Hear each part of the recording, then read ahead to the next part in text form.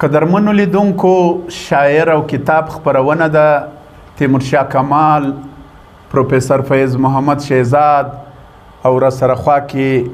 ځوان زلمی خدمتگار شاعر طاهر لیوال او عبدالمالک کلمیار زموږ د نن په خپرونه کې برخوال دي. لکه څنګه چې تاسو ته معلومه ده پیاوړي لیکوال هر اتوار تاسو ته یو ادبي خپرونه د کتاب پیژندګلو وړاندې کوي. په همدا خپرونه کې موږ تاسو ته نوي کتابونه یا هغه کتابونه چې ستاسو مخ ته نوي راغلي شاعرانو چاپ کړي وي او تر دوړو لاندې وي. پښتون قام د خپلې ژبې سره هغه مینه نه ساتي لکه څنګه مینه چې نور قامونه ورسره ساتي. که کله هم پښتانه د خپل قام د خپلې ژبې سره رابطه پیدا کړه نو په هغه ورځ به د ټولو ستونزو حل هم پیدا کړي. زموږ د خپرونې اصل مقصد هم دا وي ملګرو چې تاسو ته موږ د خپل وطن د سویلي پښتونخوا او د خیبر پښتونخوا زلمی شاعران، لیکوالان، افسانه نگاران، کالم نگاران او ناول نگاران چې چا د پښتو ادب د پښتو ژبې دپاره خدمت کړی وي او زیار یې کښلی وي، پیسې یې ګار کړي وي او موږ او تاسو ته یې کتابونه چاپ کړي وي نو په کار ده چې موږ دا کتابونه واخلو په خپله لایبرري کې یا په خپل کتابتون کې یې کښېږدو او بیا پر فارغ وخت باندې دا کتابونه مطالعه کوو. د پیاوړي لیکوال د دغه شاعر او کتاب خپرونې هغه اصل مقصد هم دا دی چې موږ د پښتنو په زړه کې د کتاب سره مینه پیدا کړو او پښتانه دې ته وهڅوو چې دوی خپله ژبه او خپل کتاب ووایي او خپل لیکوال او شاعران وپیژني او داسې دغه ژبه ترقي ومومي او د نورو ژبو سیاله سي. نو د نن په خپرونه کې موږ تاسو ته درنو ملګرو د مینې زړي یا د مینې زڼي دغه کتاب معرفي کوو چې د بارکوال میاخیل صاحب لومړی شعري ټولګه ده او دغه کتاب د زموږ او ستاسو لپاره چاپ کړی دی او په دا هیله یې چاپ کړی دی چې موږ او تاسو دا کتاب ترلاسه کو، ویلولو او د دې کتاب څخه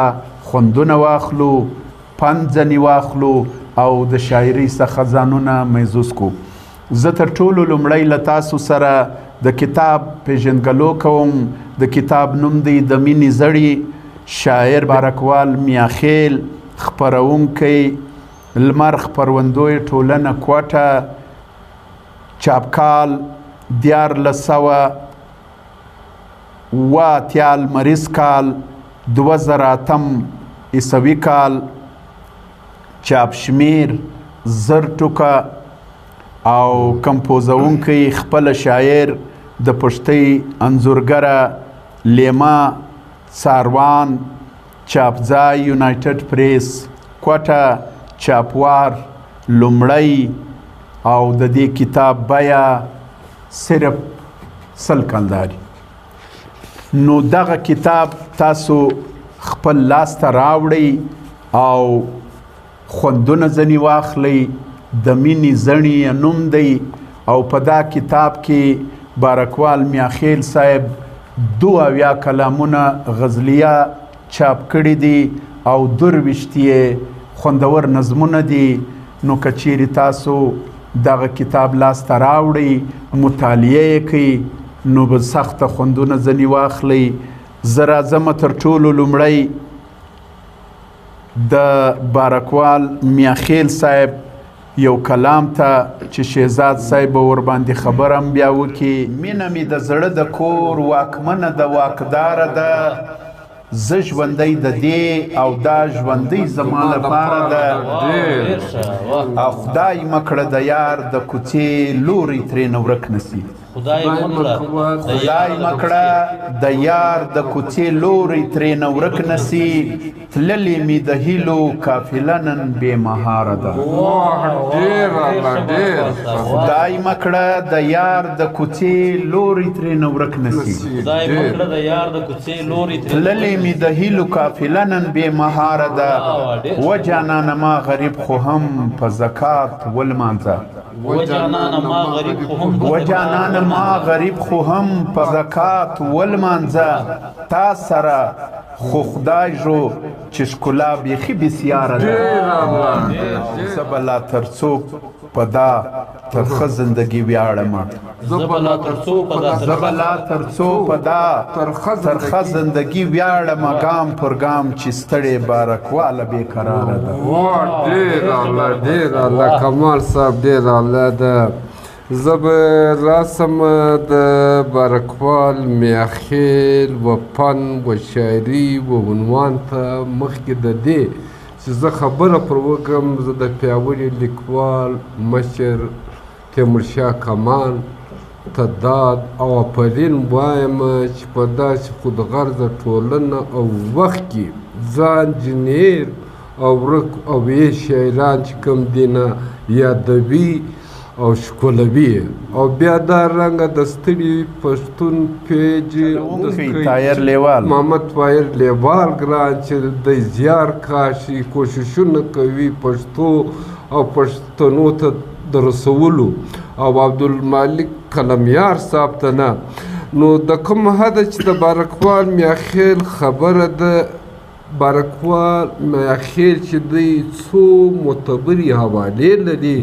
نه صرف دا چې ښه شاعر دی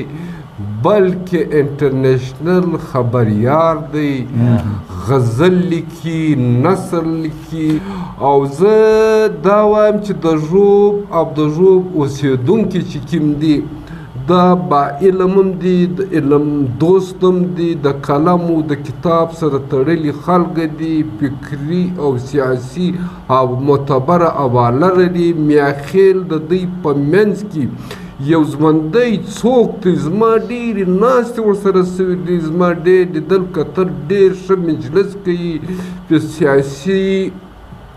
پوهنه لري او بیا د روانو حالاتو باندې خپل یو نظر لري ځکه چې دی خبریار دی او خبریار هم یې او شاعر هم یې نو یقینا شاعري او نثر یې چې دی د معناو څخه ډک وي د اثر څخه ډک وي هر شعر یې معنا لري هر کلام یې معنا لري د بارکوال میاخیل د اسیر صاحب چې ژوندی و راز محمد راز صاحب چې ژوندی و صاحبزاده حمیدالله صاحب چې ژوندی و و د هغه پښین ته و د هغه شاعرانو کورو ته په وار راغلی دی موږ په کتاب کې ما د شعر ویلی دی داسې جناب اورېدلی مې هم دی شاعري یې سند لري او د سند سره سره چې ده د ده شاعري چې کومه ده هغه چې کومه معنا هم لري مفهوم هم لري خوند هم لري ځکه چې دا د یو باشعوره قلمکار شاعري ده نه او د ژوندي ضمیر شاعري ده سیاسي حواله هم لري فکري حواله هم لري او شعور هم لري زه زما د خبرو څخه زیات دا غواړم قمر صاحب چې ته اورېدونکو ته د کلام نمونې کښېږدي شپه ده د تورتم بلاوي انګولي شپه ده د تورتم بلاوي انګولي دلته د ستم بلاوي انګولي شپه ده د تورتم بلاوي انګولي دلته د ستم بلاوي انګولي بیا د چا په وینو ډېوې بلې دي بیا پر کوم ماتم بلاوي انګولي بیا د چا په وینو ډېوې بلې دي بیا د چا په وینو ډېوې بلې دي بیا پر کوم ماتم بلاوي انګولي او لارو کې داړي د جنت سپین خلک لارو کې داړي د جنت سپین خلک څو د جهنم بلاوي انګولي او زه چې د یار درته ځمه هیڅ نه وي زه چې د یار درته ځمه هیڅ نه وي زه چې څو راځم بلاوي انګولي او ستا د قدم خاورې د خردې په څیر ستا د قدم خاورې د خردې په څیر خپل کور کې پاشم بلاوي انګولي او یاد به د ماشوم غوندې له ډاره زه یاد به د ماشوم غوندې له ډاره زه زړه کې پټ ساتم بلاوي انګولي او واخلم بارکواله پل پر کومه خوا واخلم بارکواله پل پر کومه خوا چیرې چې درم بلاوي دوه کماله نه تا خوند په وکړي خوند په دې په وکړي چې د کلام خوندور دی ما درته وویل بارکوال چې کوم دی نه هغه یو ژوندی شاعر دی ژوندی قلمکار دی ادیب دی رایټر دی په ټولنه باندې نظر د ټولنې پر نفسیاتو نظر دی او د شاعرۍ سره خوندور نثرنګار دی قلمکار دی خبریار دی او د ده په د ژوند تجربې او د ده د ژوند مشاهدې د ده د ژوند تجزیې چې کوم دی دا د ده د شاعري چې کومه ده نه هغه مجموعي اثر دی د بلا خلکو سره ناستې کړي دي او انټرویو یې جنا اخیستې دي پر وطن ګایدلی دی پر قام ګایدلی دی د قام په ستونزې چې کوم دي نو یو سړی چې دونګې په ټولنې کې ژوندی نظر لري او دونګې ژوندی کې ګرځي د هغه شاعري چې کومه ده یقینا ژوندی وي دا د دردو ډکه شاعري ده د قلم او د کتاب سره تړلی څوک چې وي د هغه د شاعري څخه به خامخا عنوانه اوس د ده په کلام کې چې کوم دي علامتونه چې کوم دي چې موږ سمبولیک انداز ورته وایو نو د علامتو شاعري ده د تشبیهاتو ډکه ده د استعارو ډکه ده غواړم کمانه چې د ښکلا په سترګو کې لري ښکلا په سترګو کې لري خو زړونه سپین نه لري ښکلا په سترګو کې لري خو زړونه سپین نه لري ځکه دا خلک دلته یو پر بل یقین نه لري ښکلا په سترګو کې لري خو زړونه سپین نه لري ځکه دا خلک دلته یو پر بل یقین نه لري تورې تیارې او تورې شپې یا ازلي ونډه ده تورې تیارې او تورې شپې یا ازلي ونډه ده ستړی ژوندون مې هېڅ غرمه او ماسپښین نه لري ژوند به یې ستړی وي د ستړي مسافر په ډول ژوند به یې ستړی وي د ستړي مسافر په ډول زړونه چې پراخ نه لري څوک او تندي ورین نه لري او لا مې په زړه کې د میشته هغه نیمګړې دعا لا مې په زړه کې د میشته هغه نیمګړې دعا چې زمانه ورته په ژبه هېڅ امین نه لري او تل به یې هیلې د نفرت په سره دوژخ کې سوځي تل به یې هیلې د نفرت په سره دوژخ کې سوځي څوک چې په زړه کې د سپېڅلي مینې دین نه لري تل به یې هیلې د نفرت په سره دوژخ کې سوځي او تل به یې هیلې د نفرت په سره دوژخ کې سوځي څوک چې په زړه کې د سپېڅلي مینې دین نه لري زاهد مې ځکه بارکواله باغي بولي د خدای زاهد مې ځکه بارکواله باغي بولي د خدای وایي چې نقشه د سجدې پر خپل جبین نه لري زه به کمال صاحب دومره ووایم مختصرا چې دا یو مترقي لیکوال دی ترقي پسند رایټر دی زما د ده زما څه د پښتو د ادب د ده څه ډېر امیدونه وابسته دي زما د ده څه خواست دی درخواست دی چې دی د ژوبه څه او پر کوم ځای چې ناست دی مخکې د دې چې روان ژوند چې کوم الله د ولیدلو کوم ټاټوبې د ولیدلو کوم قلمکاران کوم سفرونه د وکړو دا ټول سره یو ځای کې ژوند لیکي کې او دغه حالات چې د لیدلي دي د بیان کړي دي د مشاهده کړي دي دا ټول د قام او د پښتو ادب حصه وګرځي دا به د ده پر دا قام پر دا ژبه چې کوم دی نه ولې ډېر داسې شیان دي ډېرې داسې اوس ګوره د په شاعري کې رمز هم دی کنایه هم ده او زه دا غواړم چې د سترګو لیدلي ډېر څه دي په خوږو یې اورېدلي ډېر څه دي په ژبې ویلي ډېر څه دي زه هم دا د ده سفرونه دا د ده تجربې دا د ده د ژوند کې چې ده چیرې چیرې تللی دی او کومو نه ادبي علمي فکري سیاسي حلقو کې د ده ناستې شوي دي دغه ټول تاثرات سره را یو ځای کړي و دې ته د کتاب رنګ ورکړي نه دا زما د ده څه خواستم ما درته وویل په ابتدا کې چې زما د ده څه امیدونه دا امیدونه وابسته دي او امیدونه ورسره تړلي لکه زما داسې د قام امیدونه ورسره تړلي دي دی پر قام او په پښتو ژبه باید چې دا یو احسان وکړي د خپلې تجربې او مشاهدې چې کوم دي و دې ته کتابي صورت ورکړي او دا د تاریخ حصه کړي ته یو بل کلام ځان چې ټوکر ټوکر ساتو او زړونه ستړي ساتو موږ محبت کوو او خیال د هر وګړي ساتو ځان چې ټوکر ټوکر ساتو او زړونه ستړي ساتو موږ محبت کوو او خیال د هر وګړي ساتو نه مو منزل خدای روشان سو نه اوساسو په ژوند نه مو منزل خدای روشان سو نه اوساسو په ژوند ټول ارمانونه په زړګو ټکي نیمګړي ساتو نه مو منزل خدای روشان سو نه اوساسو په ژوند ټول ارمانونه په زړګو ټکي نیمګړي ساتو او تر څو به پټه خوله د ژوند په مایوسۍ کې اوسو تر څو به پټه خوله د ژوند په مایوسۍ کې اوسو تر څو به زړونه په سینه کې لکه مړي ساتو او مینه ترې غواړو په بدل کې هیڅ هم نه ورکوو مینه ترې غواړو په بدل کې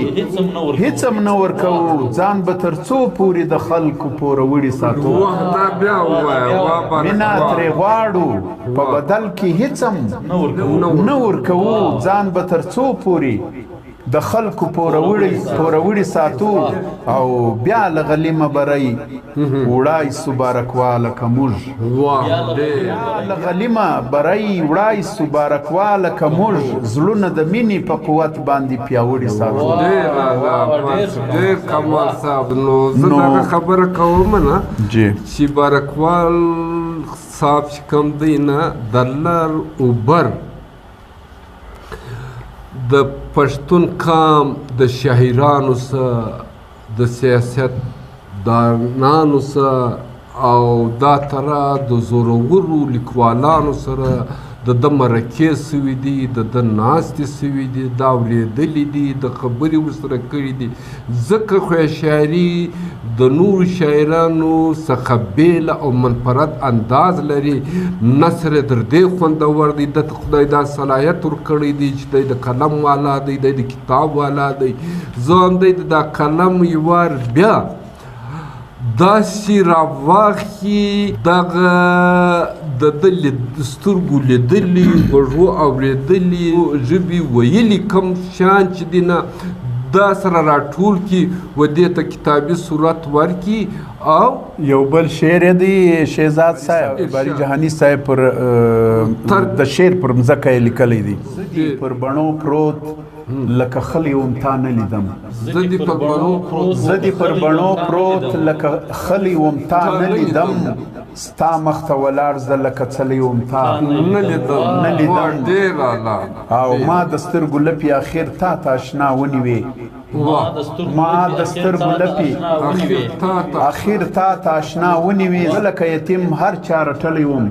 تا نه لیدم ما د سترګو لپې اخر تا ته اشنا ونیوې زه لکه یتیم هر چا رټلی وم تا نه لیدم ما د خپل زړګوټي څراغونه ټول وژلي وو ما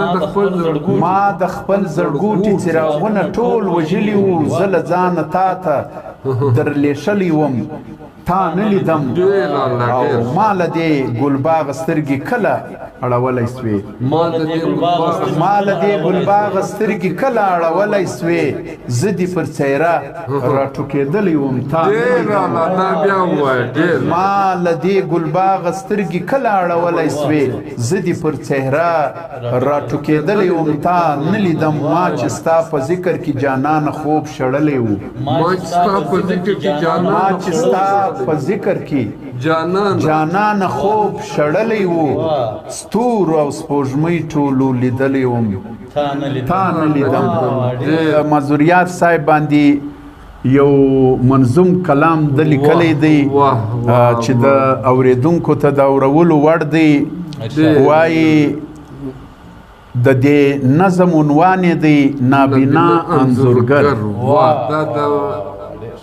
پلې موړوندې بینایی د زړه له سترګو اخلي پلې موړوندې بینایی د زړه له سترګو اخلي د ژوند کتاب ته دانایی د زړه له سترګو اخلي او د سر په سترګو اخیستای درمل د وصل نسی د سر په سترګو اخیستای درمل د وصل نسی د زړه تسکین ته دوایی د زړه له سترګو اخلي د سر په سترګو ډالۍ کړی دی د سر په سترګو اخیستای درمل د وصل نسی د زړه تسکین ته دوایی د زړه له سترګو اخلي تور او سپین ترمنځ توپیر کوي په څیر د بنا د یار څهرې ته زیبایی د زړه له سترګو اخلي نه له سپوږمۍ رڼا اخلي نه څراغ ته دی اړ تیاره ژوندون ته رڼایي د زړه له سترګو اخلي او لکه لیمه وي د فطرت په ښکلا ډک د هر چا لکه لیمه وي د فطرت په ښکلا ډک د هر چا او نو دی هم دغه غنایي د زړه له سترګو اخلي د حوصلې غره ته قوت غیرت میړانه او ننګ د